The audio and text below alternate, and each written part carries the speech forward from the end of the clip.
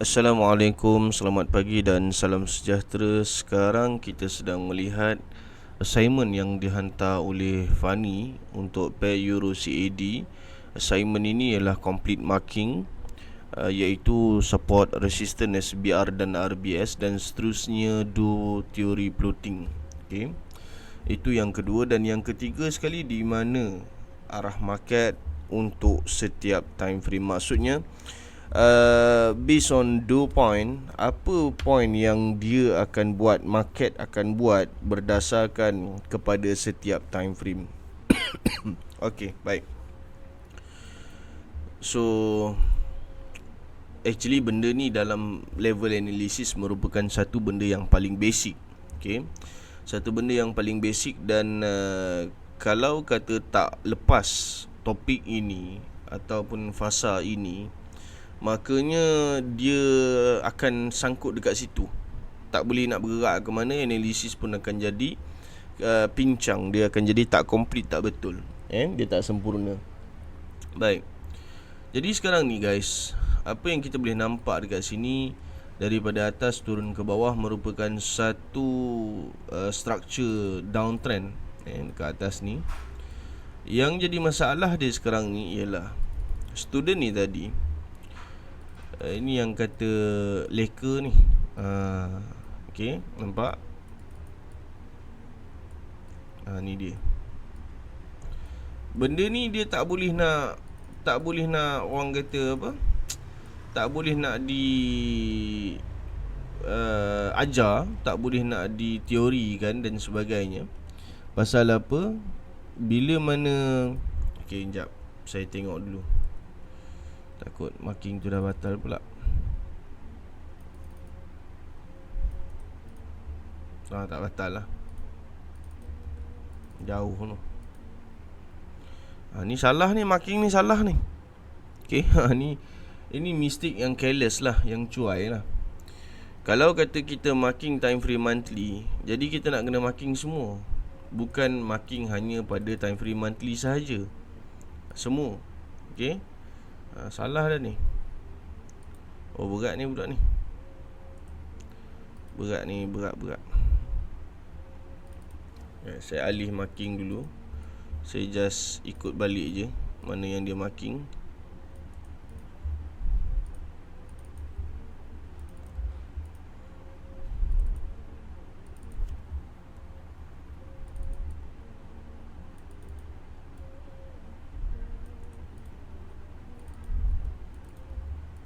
Okey, selesai.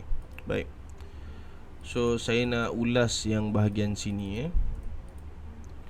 Real saya pakai 18 visualization monthly. Okey, sini high, yang ini merupakan low. Bawah ni low. Atas ni pula merupakan lower high. Seterusnya pada bahagian bawah ini merupakan lower low. Okey. Dan ini merupakan lower high, dan terus ke bawah. Yang bawah ni okey, alhamdulillah, tak ada masalah. Cumanya yang bahagian atas, yang bahagian atas tu ada sedikit masalah lah. Lari satu structure tu. Okey, itu untuk time frame monthly. Kesalahannya adalah plotting yang bahagian sini tak ada. Ada tangga satu kat sini, dia tak buat. Yang keduanya, marking SBR tu tadi sepatutnya dia tanda semualah, visualize pada semua time frame, tapi dia tick satu sahaja. Okay, then kita turun pada time frame weekly. Kita tengok pada bahagian atas, turun ke bawah, naik, turun kat sini. Yang ni dah salah dah. Sebab apa? Yang ni dah batal. Okay, dia dah batal. Bila mana yang ni dia ambil sebagai low. Okay, nampak? Ini candle yang membatalkan low ni tadi. Okay, so tu yang kata susah tu. Benda ni Kena banyakkan latihan, tak ada cara lain. Ni turun sampai bawah sini sepatutnya. Dia macam tu. Okay, Sebab student ni dia pakai FBS. Saya kira dari in term of colour semua tak jadi masalah rasanya. Okay, high, low, lower high, lower low, naik balik lower high, turun bawah balik lower low, naik balik. Dia dah batalkan yang ini. So yang ni sepatutnya dah tak boleh ada. Ya, yang ni kena bubuh macam ni. Gitu. Kemudiannya kita tengok kat sini pula. Mana satu yang lebih tinggi? Saya rasa yang ni saya rasa. Secara kasarnya lah, tengok gitu je lah kan. Saya rasa yang tu. Ni dia. Kenapa kita nak cari kedudukan dua teori yang solid yang macam tu? Kenapa? Sebab bila mana kita nak tentukan sama ada dia dah batal ataupun belum, kita betul-betul ambil key point dia. Kita betul-betul akan ambil key point dia. Sama ada dua keadaan. Okay, dia macam ni. Saya tunjuk contoh. Benchmark ataupun sempadan, boundaries ke, perimeter ke, apa korang nak sebut, itu terpulang lah pada korang. Untuk setiap point, kita akan ada line yang sebegini. Okay, kita akan ada line dan kita akan ada yang begitu. Nampak? Kita akan ada line dan kita akan ada kawasan. Sekejap, saya copy yang ni. Save template Euro CAD. Okay, saya buka Euro CAD yang baru.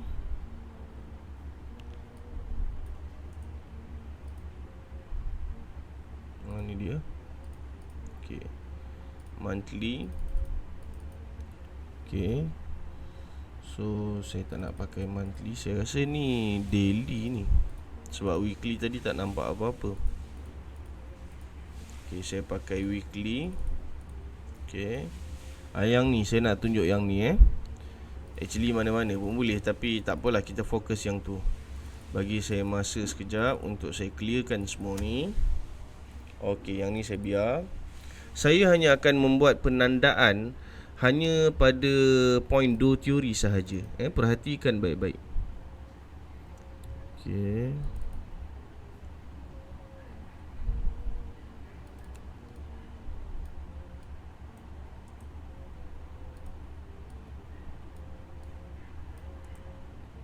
Okay. Okay, yang tu, yang ini, yang bawah ni. Okay, baik. So yang ni nanti kita akan masukkan pula dia punya. Nampak salah ni. Sepatutnya kena tanda daripada M1, M5, M15, M30, H1, H4 daily, weekly. Sepatutnya macam tu. Salah ni. Kalau kata tanda pada weekly semata-mata, makanya hanya akan nampak, hanya akan kelihatan pada time frame weekly sahaja. So bila mana kita buka time frame lain, tak nampak lah. Ni memang careless ni, careless mistake ni. Tak ada cara lain yang boleh kita elakkan kesalahan tersebut melainkan dengan perbanyakkan latihan. Baik, so saya akan masukkan point of do theory. Okay, atas ni high, bawah ni low, atas ni lower high. Okay, bawah ni lower low, bawah ni lower low, atas ni lower high. So bila dia dah buat lower high, apa yang dia nak buat? Dia nak buat lower low. So adakah di sini berlakunya lower low? Yes. Kita boleh katakan bahawa telah pun berlakunya lower low apabila confirmation daripada candle bull yang berlaku pada minggu lepas. Okay, makna kata ada kemungkinan besar sekarang ni dia akan jadi macam ni. Dia akan naik ke dia akan naik ke atas. Okey, dan SBR yang paling dekat pun dekat ni lah, lower low ni lah.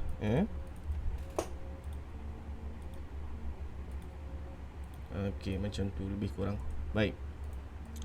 Bukan saya nak bincangkan berkenaan dengan mana dia nak pergi dan sebagainya, tidak. Tapi saya nak fokuskan berkenaan dengan relation in between marking, relation in between marking dengan point of do theory. Baik, perhatikan untuk high, kita boleh nampak bahawa high ni dia consist of resistance sahaja dekat sini.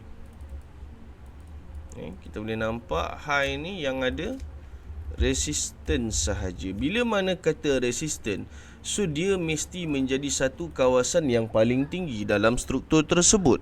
Itu dia. Okey, dia yang paling tinggi. No argument. Dia kena yang paling tinggi dalam struktur yang tersebut. Kalau kata nak semak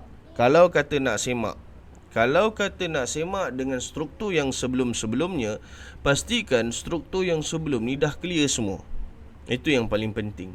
Macam mana cara nak baca clear tak clear apa benda semua, yang tu kena masuk kelas lah. Baik. Seterusnya yang ini pula. Baik. Kalau diperhatikan, bila mana ada low, bila mana ada high, lower high, tentu-tentunya di sini akan wujud dua jenis marking. Marking yang pertama ialah SBR, yang ini. Dan marking yang kedua ialah masih lagi sama, iaitu resistance. Tu dia. Okey. Sama juga. Okey, low high, lower low lah maksud saya. Low high, makanya dia akan ada SBR dengan resistance. Okey. Ini si auto scroll. Tak. Okey. Baik. Jadi sekarang ni, kalau kata diperhatikan kawasan ni di antara SBR dengan resisten ni, ni dia kawasan dia. Saya buat warna kelabu. Okey. Kawasan di antara SBR dengan resisten, payah pula dia nak melekat ke situ. Okey. Tu dia. Lebih kurang lah tu. Kawasan di antara SBR dengan resisten, ini zone yang memang market akan crossover gitu saja. Dia akan lalu, relax je dia akan lalu. Pasal apa? Sebab dia nak try, first kali dia akan try SBR dulu. Bila mana dia dah try SBR, then dia akan try resisten. Ini dia punya ruang dia. Ini dia punya ruang dia. Okay. Jadi sekarang ni, sebab tu saya selalu cakap, kalau kata kita nak tentukan confirmation untuk berlakunya pembatalan kepada sesebuah trend, yang pertama sekali kita kena tengok pada SBR dia. Pada yang ini. Case ni dia ada dua SBR lah. Satu yang dekat sini, satu yang dekat sini, dan di tengah-tengah pun ada satu. Okey. Tapi saya suka macam ni sebab during the explanation kita ambil yang basic dulu, dan baru kita pergi ke advance yang macam ni. Okey, pattern yang advance macam ni. Baik.